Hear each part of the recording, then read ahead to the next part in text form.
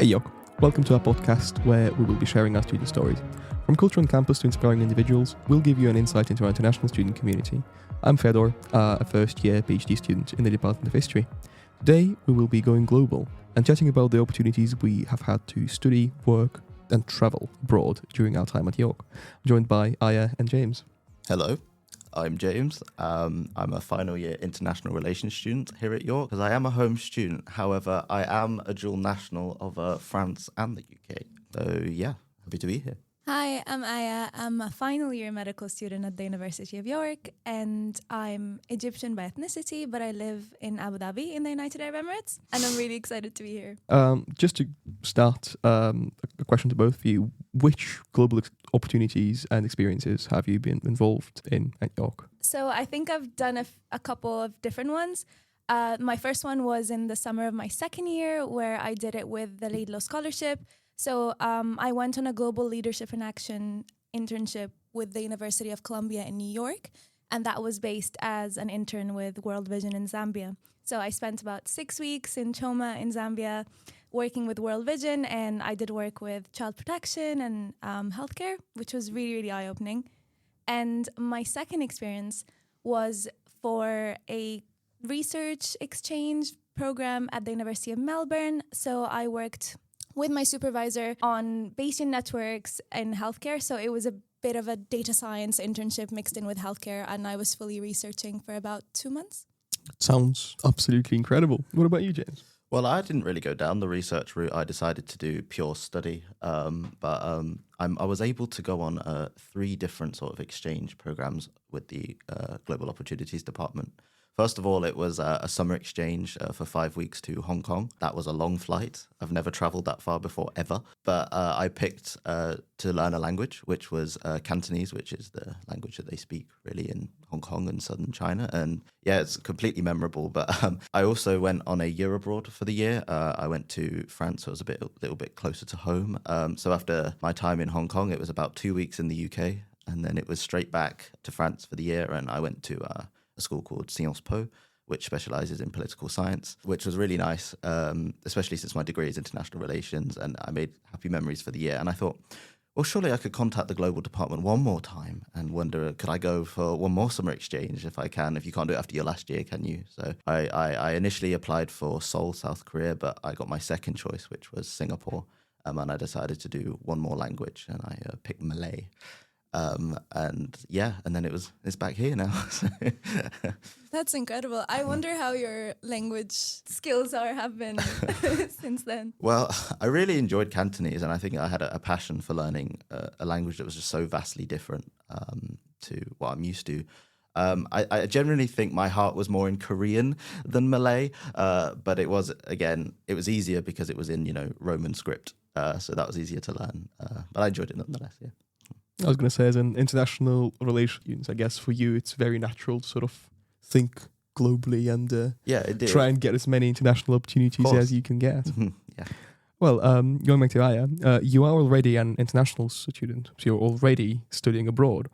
What made you decide to take more global opportunities? I think growing up, I moved around a lot, and that's kind of primed me to kind of understand that you start really learning when you are outside of your comfort zone. The most memorable experiences I've had have been in places where I've learned from people who are different to me. And I think I came into university with that mindset anyway. And being somewhere like York, which is quite diverse and different to where I grew up, and seeing the opportunity for me to actually be able to go abroad seemed very logical. I think the hardest thing about going abroad is actually being okay being somewhere unfamiliar. But I was already somewhere unfamiliar, so nothing, like the step just seemed okay to me, because at the end of the day, it would just be another adventure. So I think I got lucky in that sense. I was already primed to not be that scared of being so far away. Sounds about right. And I guess your sort of prior experience really helped you with getting settled in all of the programs. Another question to both of you. Why do you think it's important to get global experience? I mean, I feel like it could be personal for each of us. There's a load of different reasons why we'd want to. And I think personally, I hold a French passport, yet my French was appalling. and I thought I was again cheating. So I thought if I went to France for the year, it was going to help me with my goal, which was to learn the second language. So what I did was I stayed with a host family, and they didn't speak a word of English. And it sort of forced me to. I had done A-levels. I had done up to A-level French, so it then felt like the nice next step. So for me, I feel like living with a family that didn't speak my first language was daunting, but it was rewarding in that it showed you a completely different way of life, how people live in the house. And they didn't have a microwave, for example. That was something I'd not seen. So there was just many aspects that were very alien, but I now feel comfortable coming back to England because you think I used to have social anxiety walking into coffee shops and things. I thought, well, it's easy now. Yeah, having been to another country and having to speak a different language, coming back is far more easier. So again, it's very subjective, and I'm sure you have your reasons as well. Yeah, 100%. Everything you said really resonates with me in different ways, of course. It's funny because obviously I've had the opportunity to go to places where I could just comfortably speak Arabic, which is my native language. But because I've already known it, it seemed like, okay, maybe actually I should go somewhere that's completely a big difference. I think when you are put somewhere where you don't belong and you have to learn to adapt and experience the world through someone else's life and eyes, you really learn a lot about yourself and what matters to you. So you actually become more authentically who you are by being somewhere that is completely foreign to you. And I didn't really know that until I was actually somewhere that pushed me to see the world from a completely different perspective. And you learn so much from people. I think everyone does everything so differently, but it gets them to the same place. And I think you come out of those experiences really taking so many different ways of doing things and speaking to people and kind of empathizing with them, that it makes you, I think, a better person, but also just like a better student, a better professional, and just like a much more fun person to be around. I like that you have sort of very similar experiences in some cases, even though you had very, very different paths in your global engagements and you study very, very different degree programs. How did the University of York support you before and during your time abroad?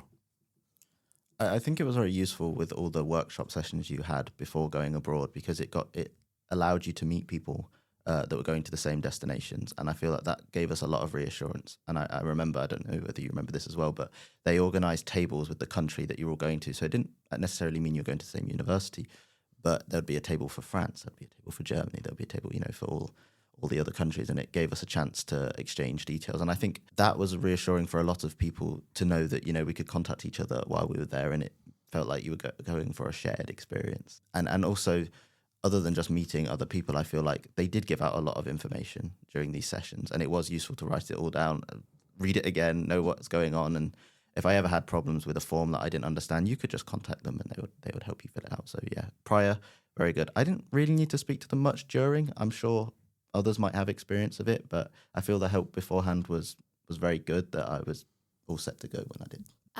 I think I had a slightly different experience because my internships were either external, so it wasn't directly with the University of York. So the Laidlaw one, I had the same kind of support, but through the other channels, because no one was going from York where I was going. My other friends actually who were on Laidlaw, and some of them were going to the same destination, had that similar support. And they were raving about it, obviously. But when I was in Zambia, actually, I had so much help from York because of the campus security support that I got. So I needed a lot of security prep to go, and I thought that was incredibly helpful. I felt so much safer going in because York were so on it with all of their support and guidance on how I can make sure I'm safe there. And I had this app that I could contact SOS anytime, and someone from campus security would be able to contact me back. And I didn't need to use it, thankfully, but it was so good knowing that it was there.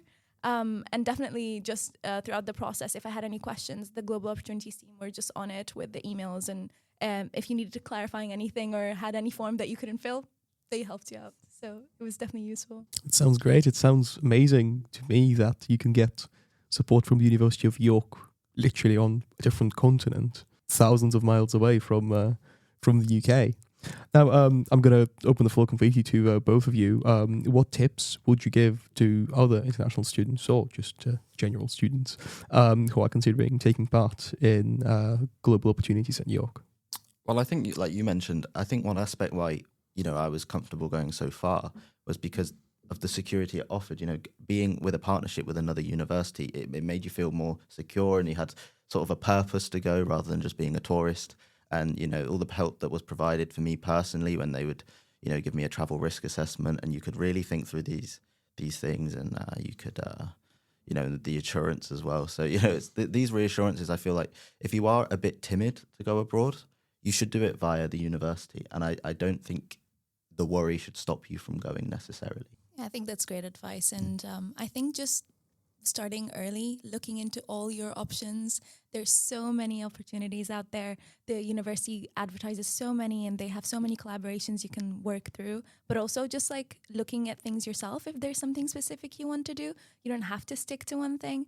Also, maybe doing the logistics early. I think thinking about the weather and the local holidays and customs is important. They seem trivial, but at the end of the day, those will really impact your experience while you're there. And seeing what you like to try to incorporate that into where you go. Going with other students who are interested in similar things is always a great experience, because you're stuck together in one place and you're learning through each other and through the place, and it's a wonderful shared experience.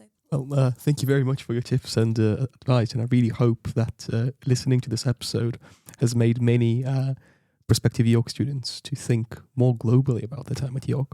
Thank you for listening to our podcast today. We hope it has given you more information on some of the exciting opportunities available at York and how you can make the most out of your time here. Thank you for having us.